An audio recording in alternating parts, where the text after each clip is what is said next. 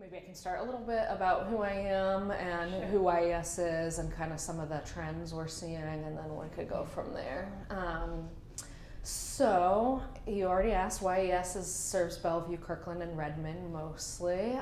We'll take referrals from outside of those areas on a case-by-case basis, but mostly we just serve people living in those geographic areas.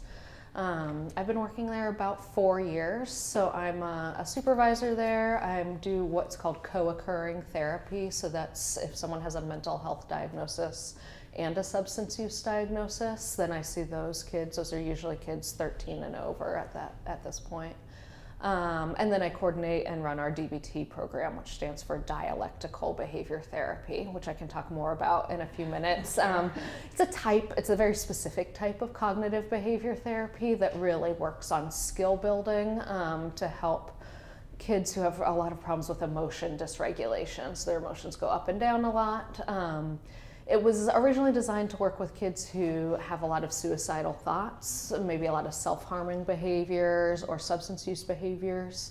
And it really tries to target behavior change over time. And it has a skills group component to it. So you have an individual therapist that you meet with weekly, and then you also go to a weekly skills group that teaches. It's very set up like a classroom almost, that it teaches skills and reinforces skills and make a plan for skill use throughout the week. So that's a little about me. Y.E.S offers a lot of programs. So we offer mental health counseling, substance abuse counseling, and then a whole host of education and prevention programs. So we're in the schools on the Eastside as well, doing kind of brief screening and referral into services, as well as brief support for kids in the schools. So oftentimes there are kids who have some stuff going on, but they're not ready for full-blown, counseling. I don't need that kind of level of service, but they might meet with folks once or twice a month just to kind of talk about what's on their mind, maybe get a little information about how to cope with things. So our clinicians in the schools might teach them some coping skills, teach them a little bit about how feelings and thoughts and behaviors interact. But then if they sense that there's something more going on that the kids need, then they can refer them into services. So we have kind of a whole host of programs starting way early when kids are young, so our early childhood behavioral health services. We've got 2 programs that holds. One is promoting first relationships, and so that's usually in the 0 to 2, right when kids are really young, and it's a lot of working with parents to teach them about kind of the behaviors that promote health and well-being in their kids. So a lot of one-on-one time, a lot of talking, a lot of physical touch, and also start learning about how to set up expectations for kids, so consequences and how to appropriately do that. And then we have a program called PCIT, which is Parent-Child Interaction Therapy, and that's really kind of the 2 to 6-year-olds. And it's a really cool program. It works with parents and kids around how to intervene when kids are doing behaviors we don't want them to do. And so actually the parent wears a headset and the therapist is behind a one-way mirror, and that therapist also wears a headset and coaches the parents about how to respond to their kids. It's a really cool program, and I think it's 16 weeks long, that program. And then from there, once they're 7 and up, we have just kind of our standard counseling services, which are mostly cognitive behavior therapy. So we are really big into what's called evidence-based treatments, so treatments that have been kind of tested, have done some research behind them, have been compared to kind of no treatment or treatment at a different level. And cognitive behavior therapy is kind of one of the ones we know work the best. And so that really involves teaching kids and families how their feelings and their thoughts and their behaviors connect over time, how changing what we're doing or what we're thinking can change how we're feeling, and really kind of helping parents and kids better understand how to navigate emotional challenges. So when they're 7 to up to 12, usually those therapy sessions have parents involved heavily. You can't therapy with a 10-year-old, you're going to get somewhere with just them, but you really need parents to help them create behavior changes. 10-year-olds are not going to be able to do a good job of going outside on their own when they're not feeling well. Usually a parent needs to help remind them, hey, remember what we talked about in therapy? Why don't we go out and kick the soccer ball and see if that might help since you're feeling down or something like that. And then as we get older, we have both mental health services for teens as well as substance abuse services, and we really try to get staff that are trained to do both. So to be able to do mental health counseling, you need a master's degree, and to be able to do substance abuse counseling, it's kind of an extra degree on top of that. So we try and get clinicians. We know if you're working on both at the same time, it tends to do the best. They're really connected. For a long time, they were really housed in separate kind of treatment facilities. So if you had mental health concerns, you go over here. If you had substance use concerns, you go over here. And if you have both, you need to go to both. And it just really doesn't work well. So we try to have clinicians who are trained in both see our kids. So I can talk a little bit then about the trends on the East Side that we're seeing, particularly as kids are getting older. We're seeing definitely an increase in depression and anxiety in teenagers. And that's, I would say, not unique to teenagers either. That's true throughout adults these days. We're seeing more depression and anxiety. I think some of the causes might be different, but I think some of the causes are probably the same. And so we've seen probably about a 50% increase in depression, anxiety rates in teens just in the past decade. And they're continuing to steadily climb. With, I think it's something like 40% of high school seniors have met the criteria, 35% right now have met the criteria for a depressive episode. Which is really dramatically different than it was even 10 years ago, much less 40 years ago. And I think that there's, some of that is because we know more now, and so we're connecting kids and families better. But even beyond that, we're seeing an increase that's not just due to awareness and kind of, public knowledge and being able to, as the stigma has gone down, I think we're able to talk about it more. So in some families, they're able to catch it a lot sooner and know, hey, it seems like something's been changing, something's different. Maybe we should talk to our doctor. Maybe we should talk to other supports in our family just to see if maybe counseling would be helpful. But a lot of this is not just due to that increased awareness and reduced stigma.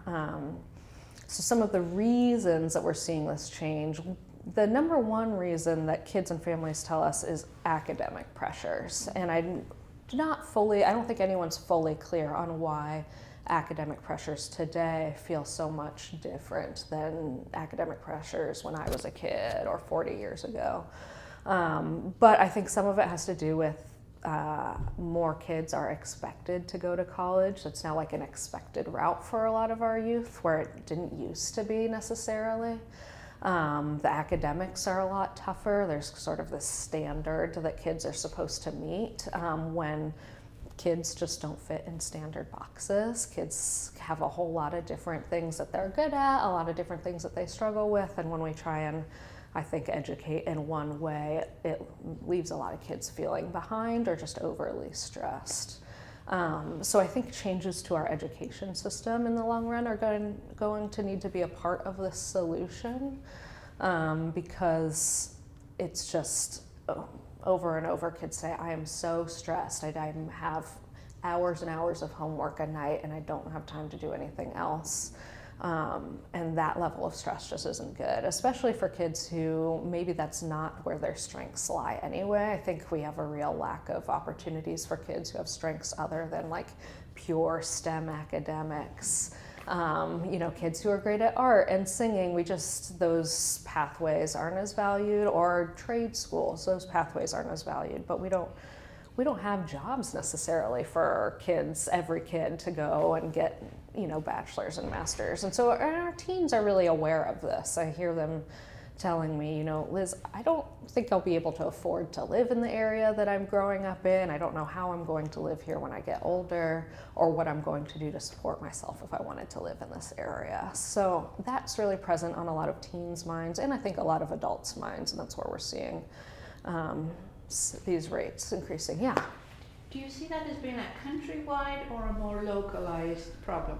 I think countrywide it can be a little different in terms of, I think we live in a really prosperous area with a lot of successful adults who are able to make a lot of money in this area, where I think In other areas, like where my family came from in Ohio, it's a very different problem in that they don't see any opportunities for staying there and being able to make a living. Whereas here, it's more kids saying, well, I'd love to stay here, but it's too competitive, and how am I going to stay close to my family? So I think it is a countrywide problem in that most kids are sort of not sure how they're going to fit in the places that they've grown up and are facing these challenges of, well, am I going to need to move or be really far away from family?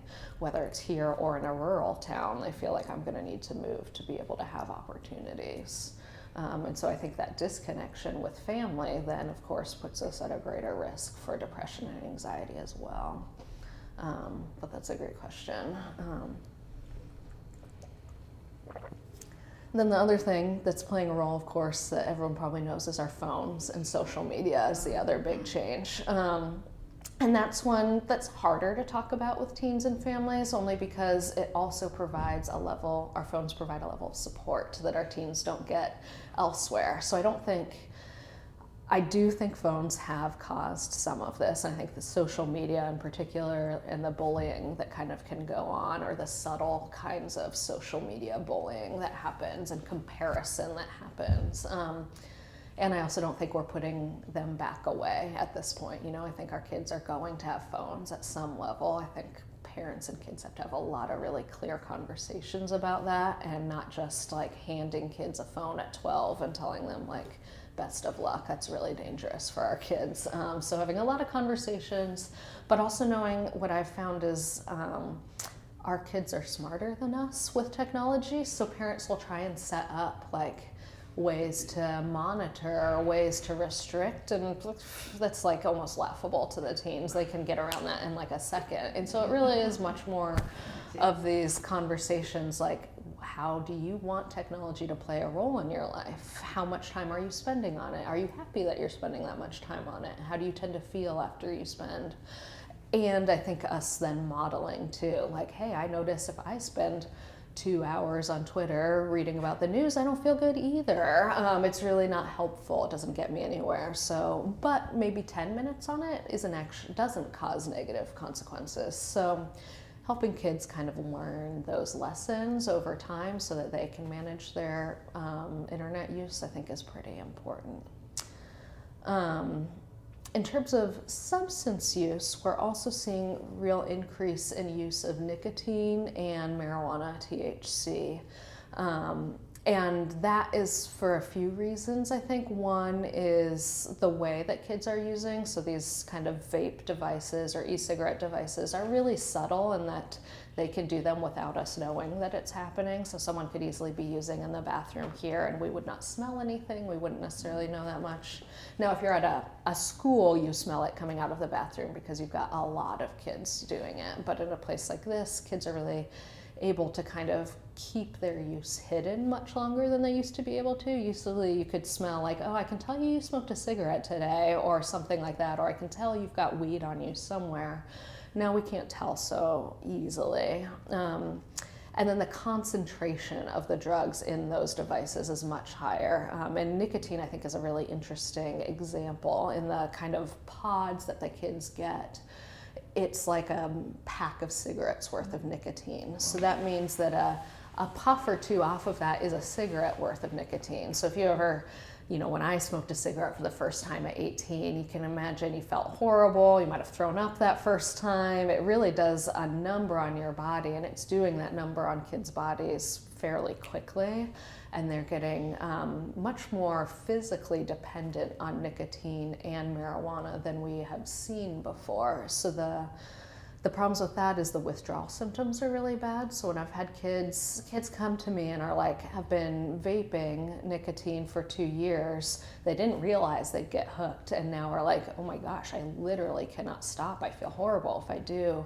They go through days of throwing up in order to get off of these. And we're not used to that. We're used to, feeling really shaky and horrible if you're quitting cigarettes for a couple of days, but not the same level of withdrawal. And so we don't have a ton of great supports for kids going through that much physical symptoms. from coming off of these substances, and we don't have the research into it, so we just don't have the research into what that does to kids' bodies when they're coming off of nicotine or THC at that level. And then the other problem comes with, marijuana is now legal in our state. We have a lot of adults in our area who use it safely and appropriately, the same way some adults can use alcohol safely and appropriately. But the problem comes with, we have a lot of parents who then use marijuana and it doesn't have a negative impact on them. They don't, notice any hangover the next day, any impact on their cognitive abilities, but that's different for teens. Their brains are still growing, their brains are still learning how to do all the things that we as adults can do. And so oftentimes parents feel like, well, it's not a big deal, it's just marijuana. But for teens, it really is quite the big deal. It's something like 1 in 6 kids who uses marijuana will develop an addiction, so a dependency, whereas adults it's 1 in 9. So it's just a lot riskier for teens. But when we were discussing legalizing marijuana, there was a big discussion about whether it was a gateway drug. Mm-hmm. How would you respond to that now in hindsight? Yeah. I think that anything that can be addictive can be a gateway drug. So I think nicotine these days can be a gateway drug, but I also think it's not a gateway drug in the way that kids get dependent on THC or nicotine and then they're like, well, what else can I do? Most kids are not thinking that way. They're not thinking, well, this is great. What other substances could I use and abuse? Usually they're like, this is actually not what I wanted. Like, I'm having a hard time quitting, but I don't actually want to expand my use to other things. I would say the things that are the gateway to using harder drugs is often having family members who have access to those drugs, whether from surgeries or other medical things.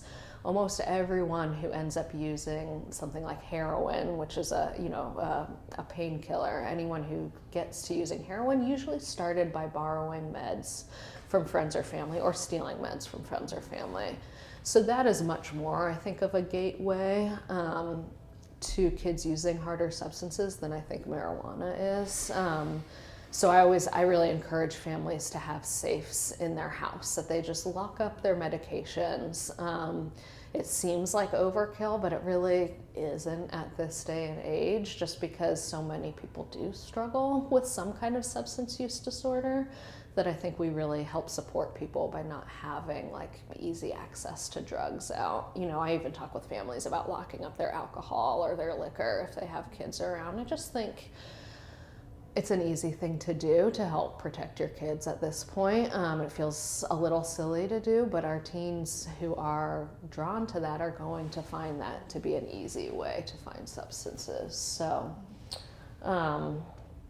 but that being said, some kids who use marijuana are going to then take the next step and start using cocaine or meth or painkillers like heroin. So it's something that should be talked about, but it's not always, I don't see that many kids making that step. I would say the thing that they usually step to is psychedelics. So LSD or mushrooms are having kind of a big resurgence in the culture these days. They had the big resurgence in the 70s, and now there's a lot of interesting research going on with psychedelics in terms of how they might be able to be useful for us too in treating certain medical conditions.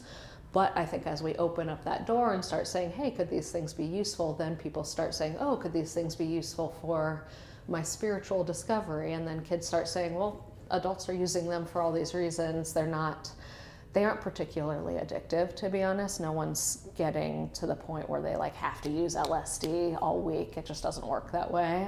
Usually if you use LSD over the weekend, it's not going to have any impact on you if you use it during the week. But just if you're in that mindset of, oh, I'm using psychedelics on the weekends and then I'm using marijuana during the week and maybe I'm drinking, then all of a sudden you really do start to develop this whole host of substance use concerns. Questions about substance use stuff right now? Because I know we've been talking about it a little bit.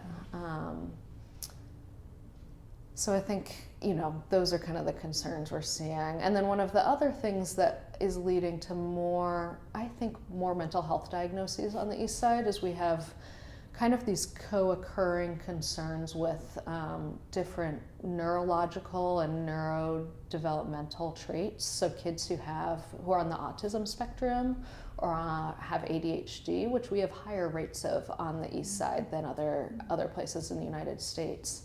Those kids tend to cope pretty well with them in their kind of early childhood, but when they reach middle school or high school and they start to realize that they maybe see the world or interact with the world differently than their peers, particularly kids on the spectrum, start to realize that they're not making friends as easily as their peers, or that they just don't interact with people the same way, and they start to see that as like a flaw in themselves. That also tends to turn into a lot of depression and anxiety. So I'd say a lot of the teens we're seeing have kind of high functioning autism, so really bright, really able to stay in schools, but are not necessarily getting the social supports that they need to develop as teenagers. And they tend to kind of be socially several years behind their peers, so they start to feel really down about themselves as high schoolers. So we have to kind of help work with that. And then I find that once they get to college and get supports in college, that it tends to turn back around for them. It's just really difficult in those high school years when those peer supports and relationships are the most important. And I guess I can speak to that as well, is that since we know teen relationships are so important, what's most important developmentally for teenagers is to push away from their parents and adults and figure out who they are on their own. We really use that to our advantage at Y.E.S, and we run a lot of groups for our teenagers. So we know that group programming is really effective because they can hear me say something all day, or you all say something all day, and they're like, yeah, mom, dad, teacher, grandma, whatever, you don't know what you're talking about. But when they get in a group of teens and they hear a teenager say, hey, I've found this coping skill to really help me, or hey, I found when I was using every day that this happened, that resonates a lot more for them. They really, really value that information. So we try to run a lot of, facilitated by therapists, of course, groups that can kind of help teens learn from each other, and that seems to work really well.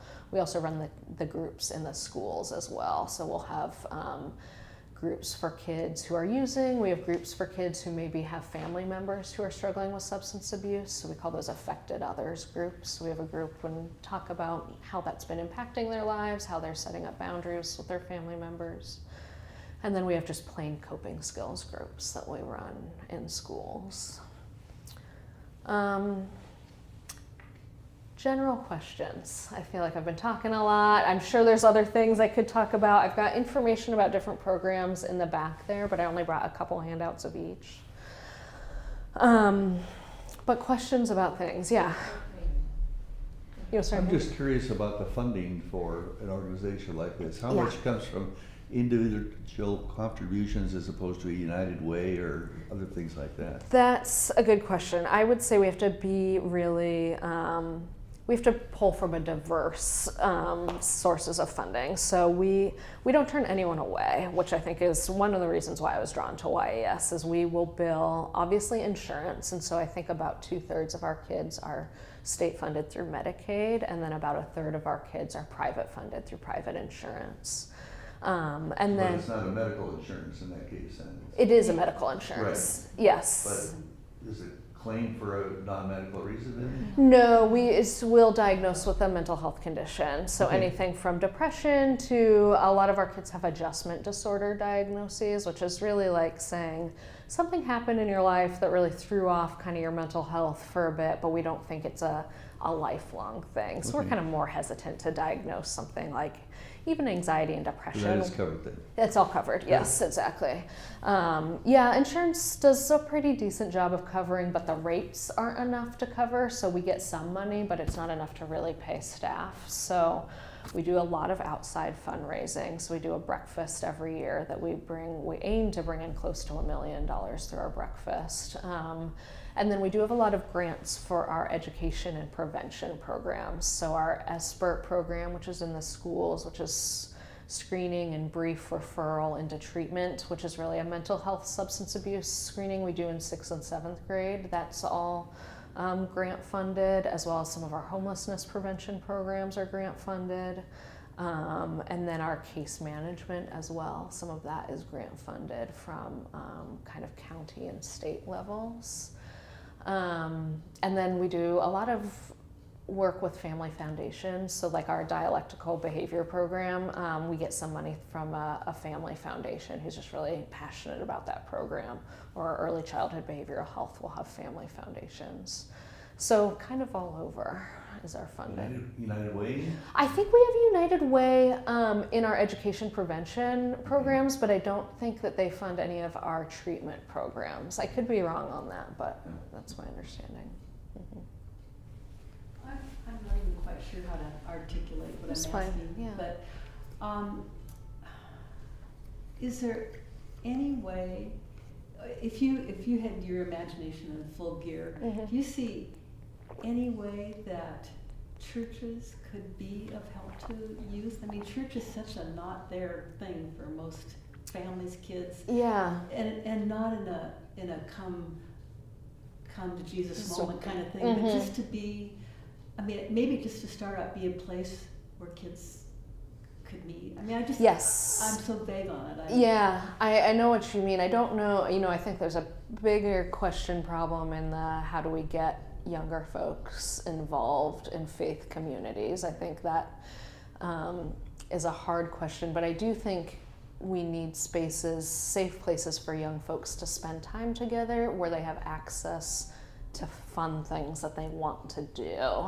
And so that's anything from making music to rock climbing to, whatever it is we could get kids excited about doing. I do think that time after school, that like 3 o'clock to 7 o'clock time is such a vulnerable time, especially when so many of our families their parents need to be working. There's not as many families where one parent works and the other is there at home. So kids have a lot of time on their own, and I do think we need more after school things that teens are excited about, and that's tricky. And I don't know how we're going to do that because, again, the phones and video games are so appealing to a lot of our teens, and it just might be safe places to play video games where there's at least an adult around. And I know that's not a perfect solution, but I think it's at least something they are interested in. I think they are interested in a lot of like making music, and sort of some of the teen centers have, even like studios where they can practice recording things. I think stuff like that teens get excited about, but I don't totally know how to make the connection between doing stuff like that and churches.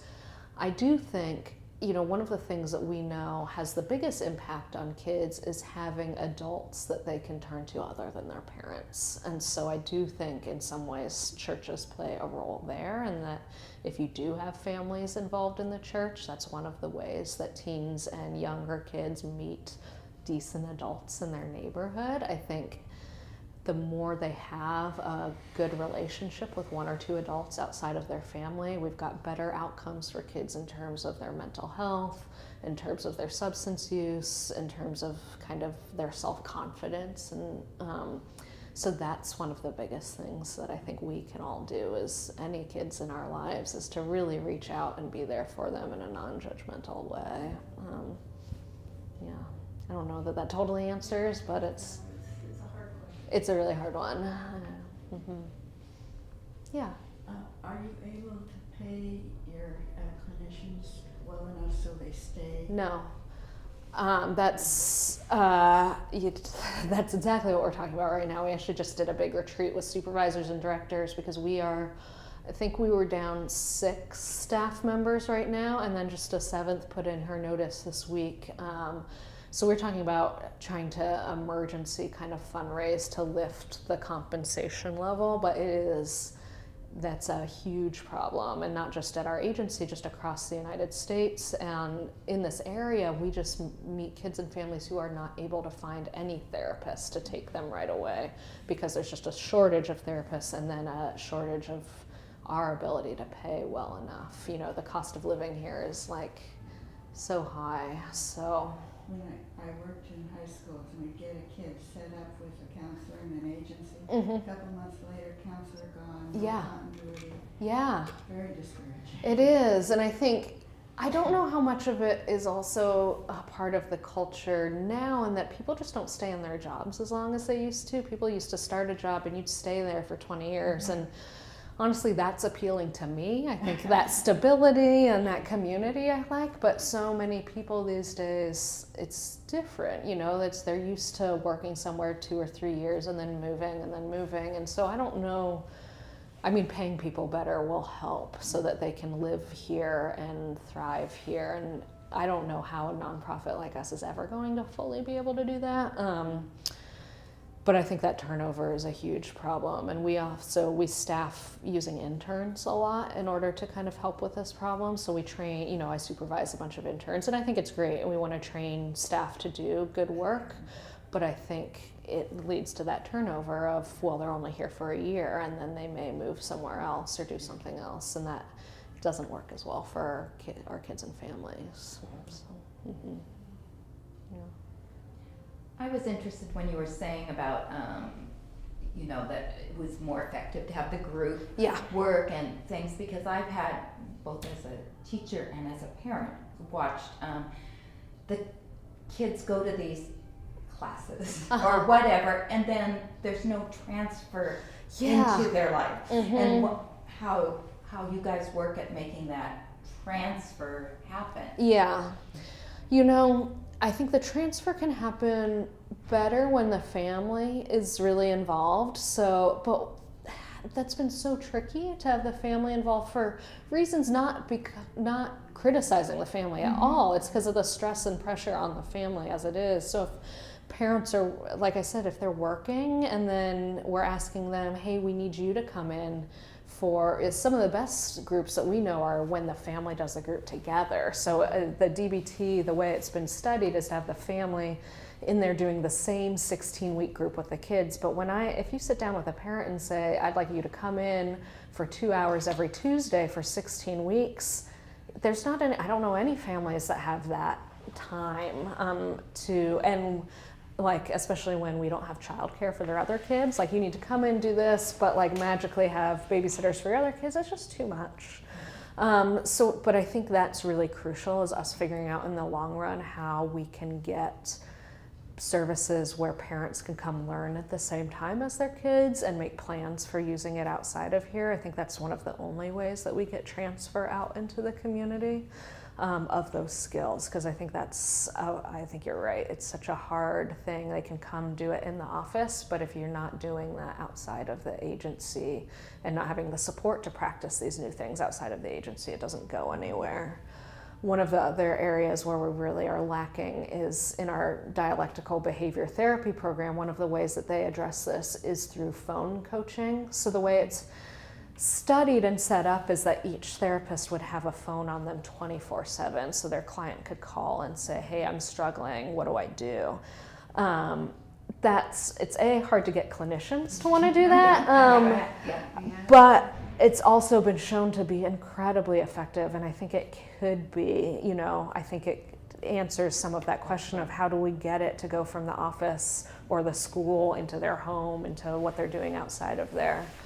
So I think we need to continue to prioritize funding that helps that transfer of knowledge and practice. Well, and that's particularly true when I was going to ask you about the evidence-based.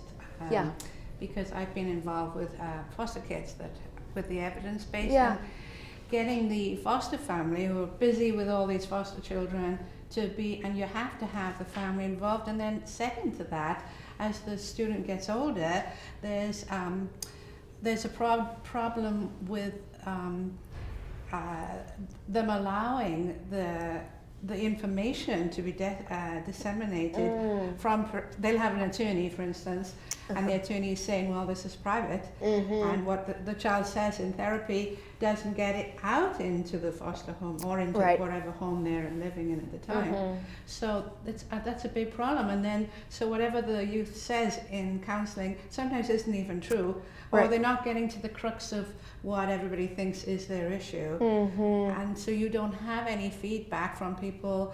It's a huge problem. Whenever I hear EBT, I think, oh no, that's useless. It's not going to work for us in this situation, An evidence-based practice won't work. Yes, I do think there's, there's this evidence-based practice, which is studied, but then there's kind of this also clinic-based practices, which is what do we know works in real life. And I think you're right. We know that pulling from all the service providers together is usually much more helpful. And so the county has a wraparound program that's really useful, and Y.E.S doesn't have clinicians to do it, but Friends of Youth has the wraparound kind of contract for the Eastside. And that's a program where you have the therapist for the kid, and then you have a kind of a coordinator who pulls everybody together. So they pull whoever from the school is most in contact with the kid. They pull them in, they'll pull their foster family in, they'll pull the social worker in, and every month you all sit down together and talk. And I find that I love being a part of RAP teams. I feel like I get so much more information about what's going on with my kids. And how do they get over the confidentiality aspect? Well, the kids sign it away. So that's, you have to have them. If they don't. If they don't, if you've got it, so if they're 13 or over, they can choose to stay completely confidential, and I feel like we have to have that rule in place in order for kids who are being abused at home, or maybe aren't being abused at home but have very different values than their families. So if we've got a kid who's maybe LGBT or maybe is pregnant and needs to have counseling, but they're not ready for their families to know about that. That's why we have those things. That's why the state has passed a rule about the confidentiality, but it does make it tricky if you've got a teenager who doesn't want to sign it away. I found that with most teens, they can get to the point where they realize that having information, a certain amount of information in their foster families and at school helps their situation, doesn't hurt. And so we really have to help teens understand that and know, like, hey, if you've got something you don't want us to talk about, like, oh, your new boyfriend that you're kissing, that's fine. That's not a priority in the RAP team. It's usually other stuff that really needs to be talked about. And it's usually stuff that the kids are okay with once they really trust that you're not going to cross that line. So, hey, if you tell me you don't want to talk about X, Y, and Z, we are not going to talk about X, Y, and Z, I promise. But could we talk about B and D, which are causing some big problems at home? They're like, yeah, okay, we could do that. And so that's where I think we kind of help them get around that. Mm-hmm. What about kids who need help but don't want it? That's the biggest problem we're having right now in terms of really critical incidents that our kids are running up against. So when kids are dying by suicide or by overdose, it's usually kids who have never been referred to services, so have never been highlighted as potentially there might be something there. And that's looking like two very different kids these days. One is the really high achieving kid who's, doing great in school, sports, drama. From the outside, everything looks really wonderful. And for whatever reason, something's going on that is not going well. And so whether that's, they don't feel safe telling anybody, or there's some secret within the family that they're trying to protect, or something's going on for those kids, and then they are doing something really drastic, like dying by suicide. So we see kids in that level, and then we also see the kids who are just slipping through the cracks totally, who just are really quiet, maybe aren't super successful in things, but also aren't causing problems. Right. And that is our biggest concern, is that when we've had deaths on the Eastside this year or last year, it's all kids who have never been on any agency's radar. They weren't on the families or the school's radar necessarily. And so I think that's where, and sorry, I totally forget where your question even started. It started with how do you help the kids? How do you help? Yeah. I think we have to keep working on destigmatizing, keep, as adults, keep talking about the fact that a lot of us go to counseling and talk to people. I go to counseling and talk to somebody. It really helps me. So I think, and that's something they don't often see, is like, our high achieving kids don't see their high achieving adults talking about it. And then the quiet kids don't hear that, people who are quiet, that's an okay thing to do. So I think working on the stigma, working on access to services, so it's something they come across a lot or bump into a lot throughout middle school and high school, like, oh hey, we're gonna have every kid do a check-in once a year with a clinician and maybe do a screener. At least then they're meeting some of us, and often they meet us and are like, oh, well, you are not nearly as scary as I might have imagined a therapist might be. But I think that's a big question we're struggling with, is why are some of these kids not getting connected, and where's the gap? Because there is a gap going on, and I don't have all the answers yet. Mm-hmm. And do you do, well, for example, Yeah. this wasn't the original thought, but in my neighborhood there was a kid that was parking down by our park, and living basically in his car, in the car a lot, and you know, and so we tried to make connections. People knew who he was, going to school, showing up every day, going skiing, doing all that, you know, but ended up killing himself in the end. And you know, as people that walk by him every morning on my little walk, you know, some people left guards. Do you guys would you come out to that kind of a situation? Yeah, so how does that work? As in terms of outreaching to that specific kid. Yeah. So there's a couple ways that would work. I would say one is, since the kid's going to school, we've got clinicians in all the schools. So I think it's reaching out to the school and saying, hey, and they really refer then the kid to us. The other way is Friends of Youth, who is not Youth Eastside Services. They sound the same though. Friends of Youth. And I live in Issaquah, so that's perfect. Yes, they do a lot more outreach with homeless youth because they have the shelters, and they have outreach teams. So they would be kind of the better people to call when you've got a kid living in a car like that. He had a home.